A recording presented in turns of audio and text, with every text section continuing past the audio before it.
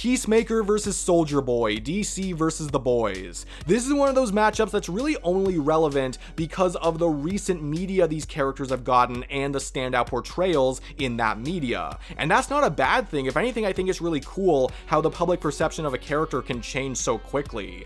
And this might just be my superhero bias or my personality bias for what I like to see in death battles, but to me, this matchup just rocks. These are characters that mostly use simple abilities and skills, but I think it would be so much fun to watch if the characters in the animation were based off of their live action counterparts. Like John Cena and Jensen Ackles are perfect in these roles, and I would love to see them in a death battle essentially. And I think even the escalation in the animation can go from laid back to intense just based off of their personalities. That could be really fun to watch. And yes, these characters are similar, obviously, but they also have such different emotional centers. And I think that could make for really well written and really interestingly written analyses that could tie everything together really, really nicely. However, to be fair, I think one of the bigger annoyances when it comes to this matchup is the page to screen differences with these characters. And that especially goes for Soldier Boy. He's basically not the same character whatsoever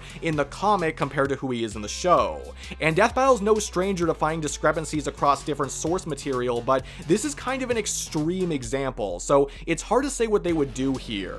Personally, I think they would probably just combine everything as best as possible, as they usually do, but I could see them just using the on-screen versions, which honestly wouldn't bother me too much. Usually when I think about that, I think, well, that just seems like an unnecessary handicap. Why wouldn't we just include everything?